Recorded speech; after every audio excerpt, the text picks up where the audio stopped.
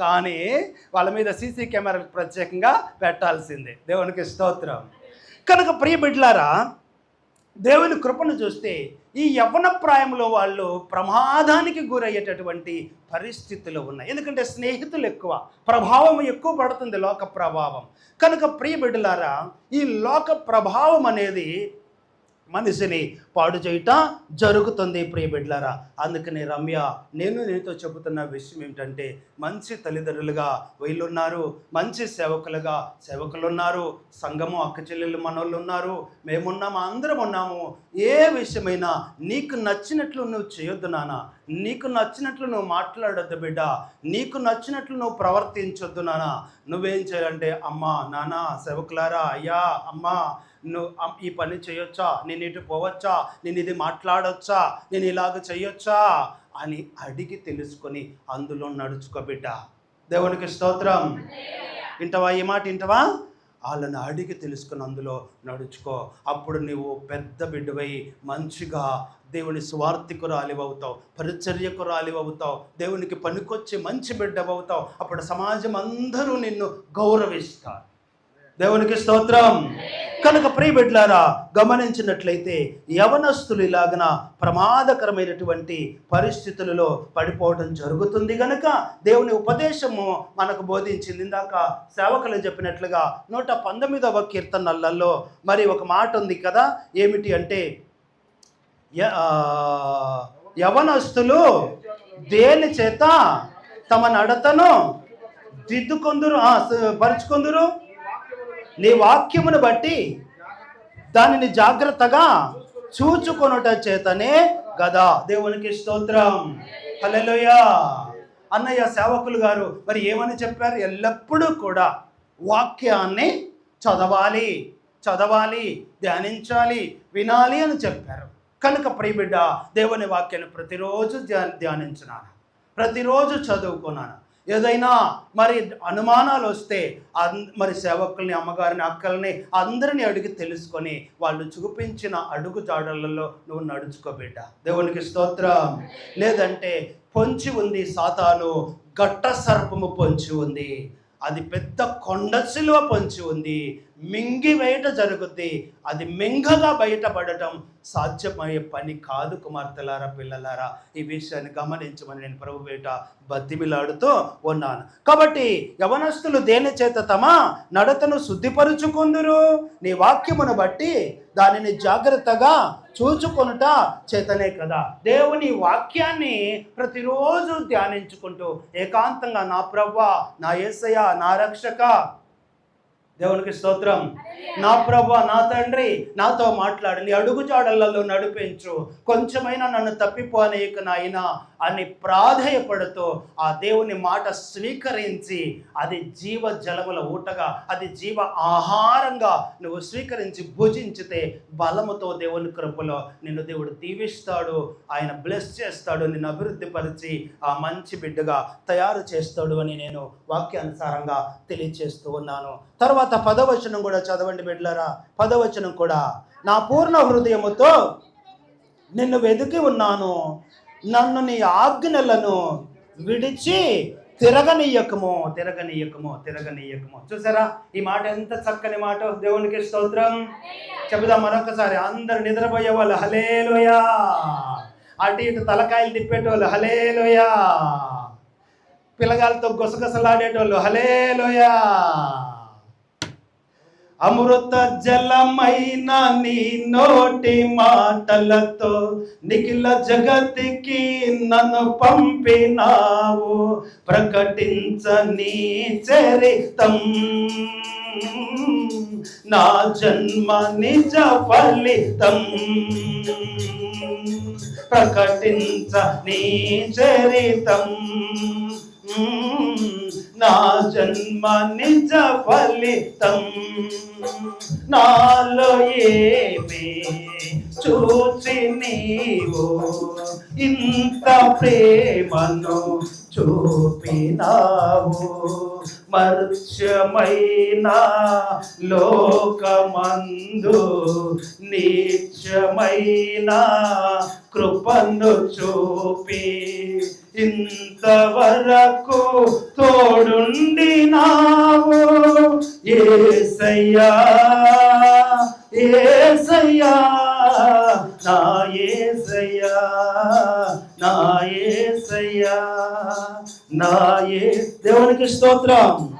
మీరు అడతలకాయలు తిప్పినా, మీరు పిల్లగాలతో గుసగుసలాడినా, మీరు తలకాయ గోక్కున్నా దేవునికి స్తోత్రం, మీరు అటు ఇటు గీక్కున్నా నేను మధ్యలో పాట వేయాల్సి వస్తుంది. జాగ్రత్త, దయచేసి గోక్కోకండి, గీక్కోకండి. Please straight see forward. మా వైపే చూసి దేవుని ఉపదేశాన్ని స్వీకరించండి. ఏంటంటే మా దగ్గర ఒక చెల్లెమ్మ ఉంది. ఆ చెల్లెమ్మ అంటూ ఉంటుంది, ఏంటంటే అన్నయ్య మా అబ్బాయి అస్సలు మాట వింటల్లా. మరి ఎందుకు వినట్లేదు అని అంటే, మరి ఏమో అన్నయ్య అంటది. మరి నువ్వు మోకాల ప్రార్థన నేర్పిస్తున్నావా, పాట నేర్పిస్తున్నావా, మందిరానికి తీసుకొస్తున్నావా, అటు తప్పిపోతుంటే గద్దిస్తున్నావా? లేదన్నయ్య. అంటే ఎక్కడ తప్పెక్కడ జరుగుతుంది? తల్లుల దగ్గరే జరుగుతుంది. వీళ్ళు జాగ్రత్తగా వినరు, జాగ్రత్తగా గ్రహించరు. వింటారా? పిల్లోడు తప్పిపోతే గద్దించరు, వారిని దారికి తేరు, మోకాళ్ళ ప్రార్థన చేయరు. ఆధ్యాత్మిక తృష్ణ కుర్రోడు తప్పిపోయాడంటే that is the wrong mistake is mother, తల్లిదే. బిడ్డలు తప్పిపోయారంటే తల్లిదే, తండ్రిది కూడా కానీ ముందు తల్లిదే. వాళ్ళకి అడిక్షన్ అయి ఉంటారు కనుక, అటాచ్మెంట్తో ఉంటారు కనుక పిల్లోడు తప్పినా, పిల్ల తప్పినా, పాప దట్ ఈస్ ది మిస్టేక్. ఆ యొక్క తప్పిదము తల్లిదే అంట నేను. అందుకే జాగ్రత్తగా వినాలి, మరి అందుకే జాగ్రత్తగా గ్రహించాలా, అందుకే జాగ్రత్తగా నడుచుకోవాలి. అప్పుడు కుటుంబం దేదీప్యమానంగా వర్ధిల్లుతుంది. దేవునికి స్తోత్రం. కనుక దయచేసి గమనించినట్లయితే ప్రియమైనటువంటి బిడ్డలారా, ఈ యొక్క యవనస్తులు ఇలాగ దేవుని వాక్యాన్ని నేర్చుకోవాలి ఎల్లప్పుడూ కూడా అని ఉపదేశాన్ని బట్టి తెలియచేస్తూ ఉన్నాను. తర్వాత ఇంకొక మాట, మొదటి యోహాను పత్రికలో అక్కడ చిన్నపిల్లలారా అని మనతో చక్కగా బోధించడం జరిగింది. మొదటి యోహాను పత్రికలో, యోహాను పత్రిక 2వ అధ్యాయంలో చూసినట్లయితే, ప్రియమైన బిడ్డలారా, నా చిన్నపిల్లలారా ఆయన నామమును బట్టి మీ పాపములు క్షమింపబడి అనేవి కనుక మీకు రాయిచున్నాను.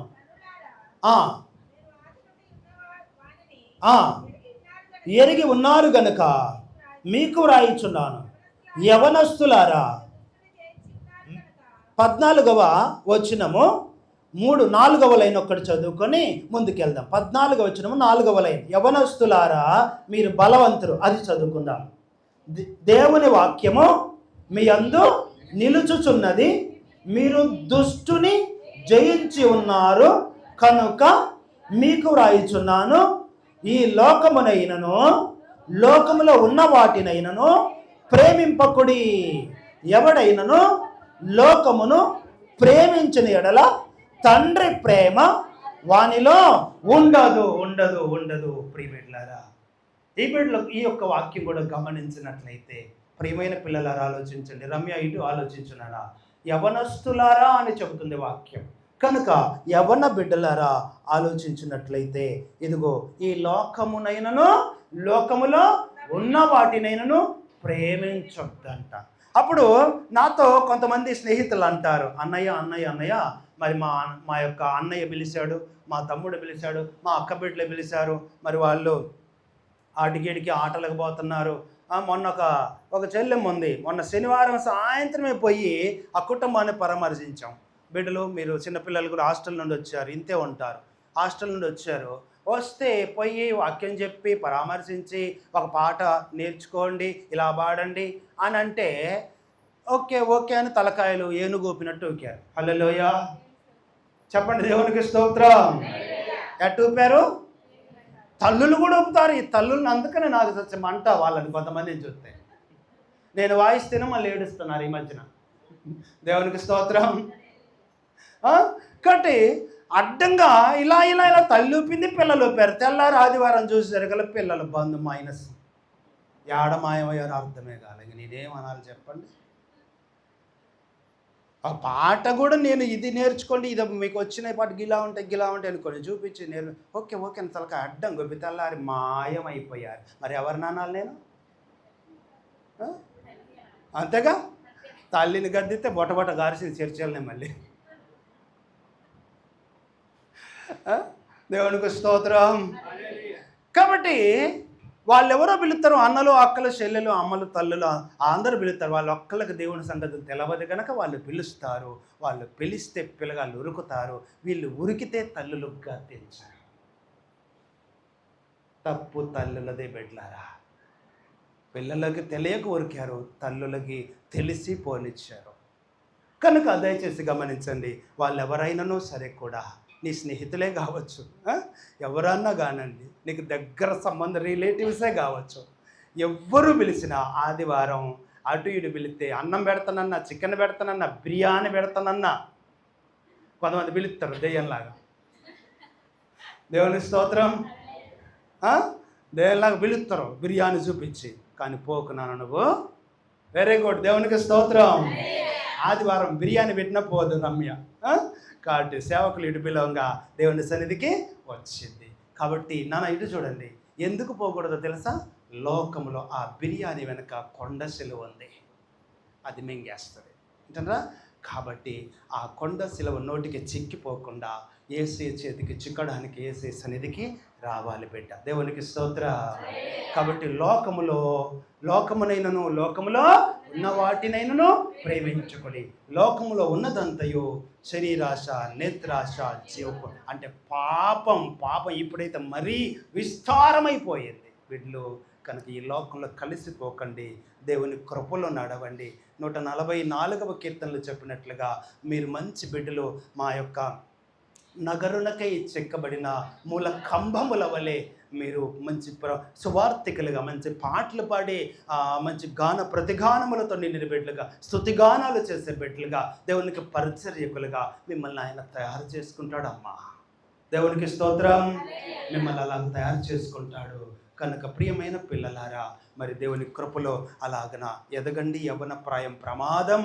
ఈ ప్రాయంలో నన్ను చూడండి, సేవకులను చూడండి, పాడైపోయే మా బ్రతుకుల్ని దిద్ది ఇలాగన ఒక చిన్న పనిముట్లుగా వాడుకున్నందుకు సంతోషపడతా ఉన్నాను. కొన్ని బిడ్డలు కూడా అంతే. అలాగన మీరు ముందుకు నడుచుకొని రేపటి రోజున మేము ఉండము ఇంక మీదట. దేవునికి స్తోత్రం. హల్లెలూయా. రేపటి రోజున మేము ఉండము ఇక మీదట. మీరే ప్రభు శిలువ బాధ్యతలో మోయవలసిన బిడ్డలు, యవ్వన బిడ్డలు. కనుక ఈ భారాన్ని మీరు స్వీకరిస్తూ ముందుకు నడవండి. దేవుని కృప మీకు ఎల్లప్పుడూ ఉంటుంది. అలా దేవుని కృప ఉండాలని నేను ఆశిస్తూ ఇటు మాటలు ముగిస్తున్నాను. దేవుడి ఇటు మాటలను దీవించి ఆశీర్వదించును గాక. ఆమేన్. మంచిది. అన్నయ్య చక్కటి విషయాలు మనతో మాట్లాడాడు. చాలా సంతోషం. 1 గంటకి ముగింపు అన్నాను, 2 గంటకే ముగించుకుందాం. అలా ప్రార్థనలోకి వెళ్ళే ముందు ఒక్క వచనాన్ని చదువుకుందాము. 118వ కీర్తన 25వ వచనాన్ని చదువుకొని మనము ప్రార్థన చేసుకొని ముగింపులోకి వెళ్దాం. 118:25. యెహోవా దయచేసి నన్ను రక్షింపుము, యెహోవా దయచేసి అభివృద్ధి కలిగించు. 2 మాటలు.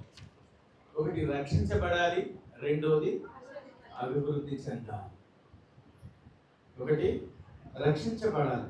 రక్షణ అనేటువంటిది చాలా చాలా ప్రాముఖ్యమైనది. రక్షణ లేకపోతే ఎక్కడికి వెళ్తాం? మనం నిత్య నరకాగ్నిలోకి వెళ్తాం. అంటే ఎప్పుడైతే మనం రక్షించబడ్డామో ప్రతి వ్యక్తి జీవితంలో రక్షణ ప్రాముఖ్యమైంది, అభివృద్ధి ప్రాముఖ్యమైనది. ఏంటి ఆ అభివృద్ధి? అంటే ఒక సంబంధమైన అభివృద్ధి కాదు, ఆత్మ సంబంధమైన అభివృద్ధి. ఎందుకంటే రక్షణ, అభివృద్ధి. కాబట్టి ఈ 2 దేవుని పిల్లలంగా మనము దినదినము అభివృద్ధి చెందాలని నేను కోరుకుంటున్నాను. 2 మాటల్లో 2 లైన్లలో కూడా ఒక పదం వాయింది బైబిల్. ఏంటది? దయచేసి. ఏంటి చెప్పండి? దయచేసి. కాబట్టి ఆయన దయ మన మీద ఆయుష్కాలం ఉంటుందని వాగ్దానం. ఓకేనా? ఆయన కోపము నిమిషం మాత్రం ఉంటుంది, ఆయన దయ ఆయుష్కాలం ఉంటుంది. కాబట్టి ఆయుష్కాలం ఉండేటువంటి దయ కొరకు భక్తులు ప్రార్థన చేస్తున్నారు, దయచేసి నన్ను రక్షించు, దయచేసి నన్ను అభివృద్ధి కలిగించమని. కాబట్టి మరి ఇక్కడున్న మన ప్రతి కుటుంబం ఆత్మీయంగా అన్ని విషయాల్లో అభివృద్ధి చెందాలని, ఇక్కడున్న కుటుంబాలన్నీ కూడా సంపూర్ణంగా రక్షణ పొందాలని నేను మనస్ఫూర్తిగా కోరుకుంటూ ఈ యొక్క చిన్ని మాటల్ని నేను ముగిస్తున్నాను. దేవుడి మాట దీవించుగాక. దయచేసి అందరూ మోకరించి చివరి ప్రార్థన చేసుకుందాం.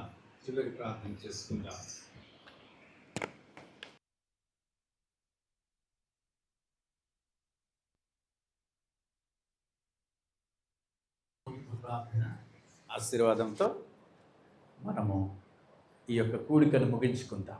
మహాగణుడైన మా తండ్రి, పరిశుద్ధుడైనటువంటి దేవ, ఈ యొక్క మధ్యాహ్న కాల సమయంలో నీ సన్నిధిలో చేరి కృతజ్ఞతలు చెల్లించటానికి ఒక చిన్న కూడికను ఏర్పాటు చేయడం జరిగింది. కాబట్టి నాయన, ఈ కూడికలో వచ్చిన ప్రతి ఒక్కరూ ధన్యులుగాను, అయా రానటువంటి వారు మరి వారి పనుల్లో ఎందుకు రాలేకపోయారో అది వారికే తెలుసు. కాబట్టి నాయన, బాధ్యత కలిగినటువంటి వారుగా ఉన్నవారిని బట్టి వందనాలు చెల్లిస్తున్నాను. అలాగే ప్రభువా, రమ్య కొరకు ప్రార్థన చేస్తున్నాం. తన యొక్క జీవితంలో నాయన ఇది మొదలుకొని ప్రభువా, నీ రక్షణ ఆశీర్వాదము అభివృద్ధి కలుగునట్లుగా సహాయం చేయండి. యవన పిల్లలందరినీ ఆ రీతిగా దీవించమని ప్రార్థన చేస్తున్నాం. యవన పిల్లలు నీ సన్నిధిలో కనబడినట్లు సహాయం చేయండి. వాక్యం అంటుంది, యవనస్తులారా మీలో దేవుని యొక్క వాక్యం నిలుస్తుంది అని మాట్లాడుతున్నారు. కానీ వారిలో దేవుని యొక్క వాక్యం నిలిస్తే వారు నీ సన్నిధికే రాగలుగుతారు. కాబట్టి నాయన, నీ వాక్యం వారిలో నిలిచినట్లుగా, ఫలించినట్లుగా, యవనస్తుడైన యేసేపు జీవితం ఏ రీతిగా ఫలభరితంగా మార్చబడ్డదో ఆ రీతిగా ప్రభువా, ప్రతి సంఘములో యవనస్తుల్ని మీరు జ్ఞాపకం చేసుకోవాల్సిందిగా ప్రార్థన చేస్తున్నారు. అలాగే మరి సామ్యూయేలు మంగ విషయమై, ఆయా తండ్రి మోషే విషయమై ప్రభువా, ఆయా మీరు జ్ఞాపకం చేసుకోండి. వారికి ఇచ్చిన మరి తలంపులు నాయన నీ నా మహిమార్థమై ఆయా ఉండులాగున ఇప్పుడు ఎల్లప్పుడూ ఏకరీతిగా ప్రభువా నీ నామానికి మహిమకరంగా వారుండునట్లుగా కృప చూపించండి. ఈ దినాన తండ్రిదిగో ప్రభ కూడిన సంఘ బిడ్డలందరినీ, ఆయా బంధువుల్ని, స్నేహితుల్ని, ఆయా ఆత్మీయుల్ని ప్రతి ఒక్కరిని పేరు పేరున దర్శించండి. పాస్టర్ గారిని బట్టి వందనాలు, కనకరాజు గారిని బట్టి, ఆయా నాయన జ్యోతమును బట్టి వందనాలు, వారిని వారి సేవను దీవించండి. అలాగే ప్రసాద్ గారిని బట్టి, సరితను బట్టి వందనాలు. వారు చేస్తున్న పరిచర్యలు మీరు తోడుండండి. ఇదిగో దీనుండైనటువంటి నన్ను నీ పాదదాసునిగా మీరు జ్ఞాపకం చేసుకొని నాయన తండ్రి నీ యొక్క సేవలో నాయన అయ్యా నాయన తండ్రి ముందుకు సాగునట్లుగా కృప చూపించమని ప్రార్థిస్తూ ఇచ్చిన పరిచర్య అంతటినీ దీవిస్తూ రమ్మని, ఇదిగో నాయన నీ నామానికి మరొకసారి రమ్యను జ్ఞాపకం చేసుకొని అయ్యా తన చెల్లిని కూడా జ్ఞాపకం చేసుకొని దీవించమని, మా స్వీటీ చిన్ను నాయన తండ్రి, అలాగే ప్రభువ వీరి కుటుంబంలో ఉన్నటువంటి ఆయా ఈ ఫ్యామిలీలో ఉన్నటువంటి ప్రతి యవనస్తుడు యవనస్తురాలందరినీ దర్శించమని పేరు పేరున నీ కృపకు పాత్రులుగా చేయమని, నీ నామానికి మహిమ తెచ్చుకొనమని అయా నాయన తన ఈ ప్రార్థన మీ పాసనలో మీరే జ్ఞాపకం చేసుకుంటూ రమ్మని మా ప్రభువును ప్రియరక్షకుడైన యేసయ్య అతి శ్రేష్టమైన నామములోనే ప్రార్థించి వేడుకొని ముగిస్తున్నాను పరమ తండ్రి. మన పరమ తండ్రి అయిన దేవుని ప్రేమ, పరిశుద్ధుడైన క్రీస్తు వారి కృప, పరిశుద్ధాత్మ దేవుని యొక్క అన్యోన్య సన్నిధి సహవాసం ఈ కూడికను ఏర్పాటు చేసినటువంటి బిడ్డలకును, అలాగే కూడికకు కారణమైనటువంటి రమ్యను వారి కుటుంబ సభ్యులందరినీ ఇప్పుడు ఎల్లప్పుడూ రాకడ పర్యంతం దీవించి సంరక్షించి కాపాడునుగాక. ఆమేన్. ఆమేన్.